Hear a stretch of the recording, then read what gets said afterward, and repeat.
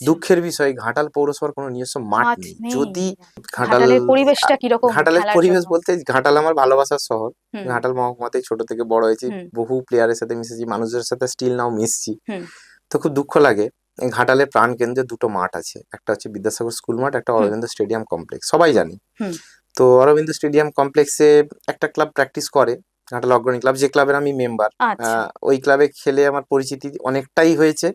তার আগে আমি স্টার্ট করেছিলাম হয়তো ন্যাশনাল বয়েজ ক্লাবে, তারপরে আচ্ছা, ওখান থেকে আমি হুম, অগ্রণীতে চলে যাই এবং অগ্রণীতে দীর্ঘদিন ফুটবল খেলেছি। হুম, স্টিল নাও আজীবন আমি এই ক্লাবের সদস্যও থাকবো। হুম, তো ওখানেও আমি কোচিং করিয়েছি, এখন বর্তমানে স্বরূপদা কোচিং করে, সময়ের সাথে সাথে পেরে উঠতে পারিনি অতটা, আচ্ছা, টাইম দেওয়া মুশকিল হয়ে যায় মুশকিল হয়ে সমস্ত পড়ছে। হুম, জায়গায়। হুম, তো ওই মাঠটা, স্টেডিয়ামটা, আমরা জানি ঘাটাল উৎসব ও শিশু মেলা একটা হয়, হুম, তো মেলা পারপাসে আমাদের মাঠটা 3 থেকে 4 মাস নষ্ট থাকে। তো প্রপার মাঠ রেডি করা সম্ভব নয়, হুম, এবং বর্তমানে স্টেডিয়ামের অবস্থা খুবই জরাজীর্ণ, মেনটেনেন্স নেই কোনো।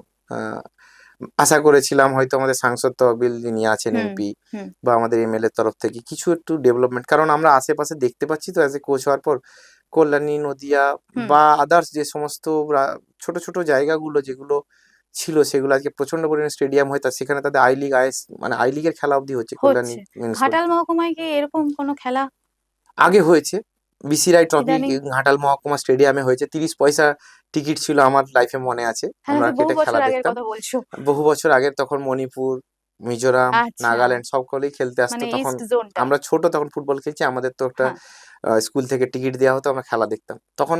স্টেডিয়াম সেই ডেভেলপমেন্ট পথে, এবং মাঠটা হুম, দারুণ হয়েছিল।